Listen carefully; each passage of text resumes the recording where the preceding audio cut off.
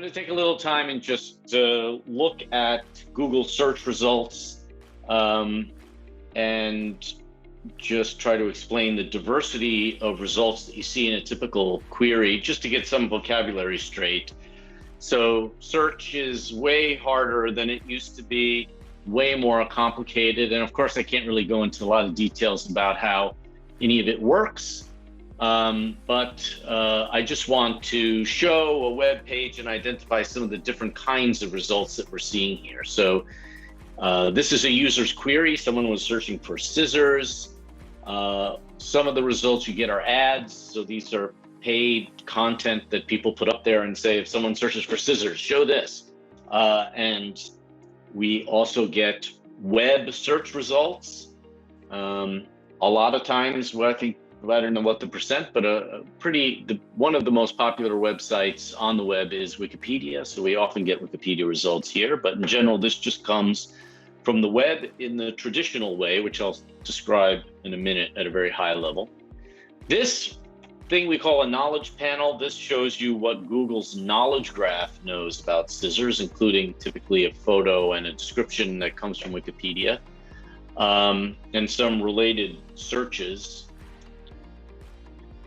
These are related questions, so people who search for scissors also ask these questions, kind of a thing. This is another web search result, but for a different meaning of scissors. So there's a film called Scissors, Sharon Stone and Steve Railsback, indeed. And then finally down here we see search results on maps. I'm going to be calling those local results as opposed to web results. Because what I'm going to be talking about here is the nearby, if you search for something and you want to find it nearby.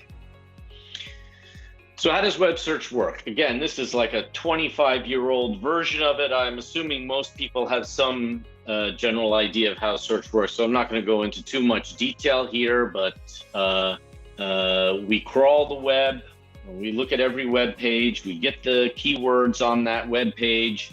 We put those in what's called an inverted index, where the words are the keys in the index and the web pages that mention those words are the things being indexed. We crawl the web.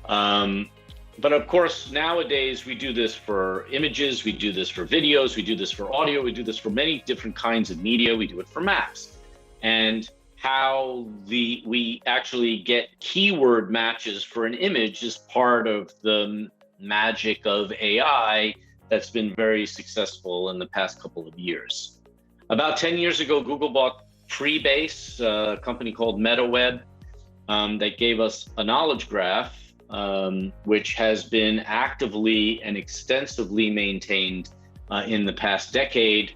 This was, if you remember back then, the idea of searching for things, not strings. So being able to understand that there are multiple different entities, like a film named Scissor, and of course now we do this for many different kinds of media. Part of the Magic Base, a company called MetaWeb, maintained in the past, and that there are multiple different entities, like same string but different things. But also we have John F. Kennedy and JFK, two names for the same things. Was considered and is quite advantageous in doing a good job with. So web search takes keyword in queries that users type in and try to match it on to this index. In the simplest case, you type a single word, it looks up the word in the index and returns the top 10 pages, plus mixes in these diverse results like web results, related questions, advertisements, knowledge graph, and so forth. And if you think about when Maps came along, Maps is the fourth Google product, something like that, and it wasn't initially integrated into search. It was initially just for navigation. But when Maps was integrated into search, it was done in a fairly clever way that just completely reused the existing web search infrastructure. It treated the real world as if it were the web, where instead of web pages, there were places, establishments, stores, restaurants, hospitals, parks. Those are the things on the map, the points, places of interest. And we treat each one of those as if it's a web page. And then we index whatever we know about that place, the name, the type, the location, and so forth. And we build an inverted index that way. And this way, if you search for something, you might get a hit on something in maps if there's a keyword match. What Google has been doing for the past 20 some odd years, 25 some odd years, is just keep making it better. Every day, each of our products gets a little bit better than it was before. So where can we get a foothold into this problem for maps? Well, AI is the thing that Google has been relying on in the past 5 years to really give a big boost in quality to our products, like search, like maps, like Gmail, like speech understanding and translation, etc. One of the key elements of AI at Google is our knowledge graph, this gigantic knowledge graph in which, I don't know how much everyone knows about knowledge graphs, but basically you have nodes in a graph that represent entities in the world that you might have heard of, such as AJ Mittal Dairy, which is that store we just saw on the previous slide, and concepts like milk, other people like famous celebrities. I think even I have a node in the knowledge graph somewhere. The approach for actually building this graph is entirely manual. It's crowdsourced, so there's a big group of people that do the curation, and it's been going for 15 more or less years. And so it's big, but it's manually curated. And the challenge that we have in using just knowledge graph information is when we sort of direct ourselves and say, hey, we need to know what products are sold at stores, it's very slow to kind of take all that infrastructure and point it to this problem and say, start curating links between stores and the products they sell. But still, there's data there and it's useful. Of course, machine learning, which a lot of people these days are interested in, has had really great results in improving a lot of our products as well. Machine learning takes the approach where just give me a lot of data and the machine will try to generalize from the data it has. It will try to find correlations between different kinds of data. So here we would expect that if a user uploaded a photo of this store, that maybe we would see in that photo a picture of a bottle of milk. And if our AI was good enough to recognize the milk, we could add that to the index for this place. And I forgot to mention in this previous slide here that we were looking at that the search result here is milk. I'm looking for, up here on the top left, you see I'm looking for milk on maps. So I'm trying to find, my goal was to find stores that sell milk. So how would I know that AJ Mittal Dairy sells milk if it doesn't have a web page and it doesn't mention milk anywhere in the data that we have about it?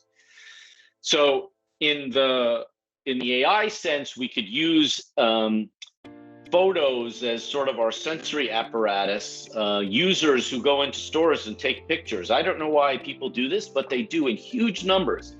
And so maybe we can use AI to see in those images and try to extract products and infer that from that milk is available at this store.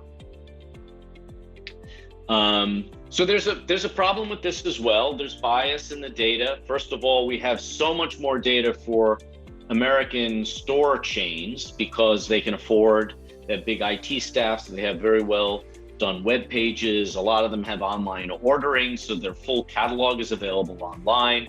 And so the machine learning model learns and starts to think that, oh, every store in the world is like an American chain store. And that's not true. So that would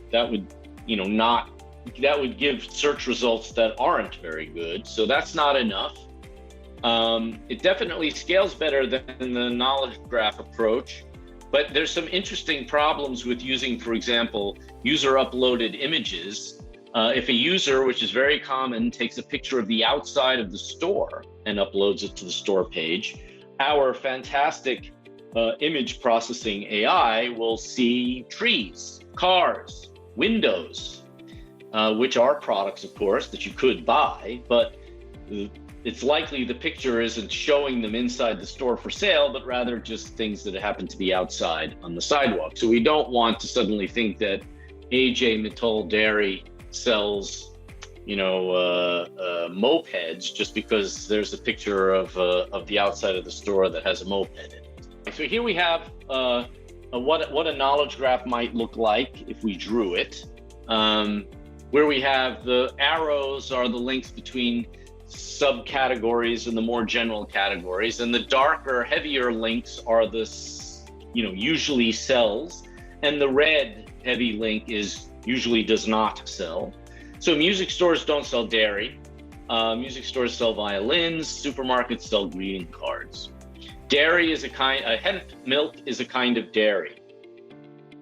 It is somewhere, and violins are a kind of instrument.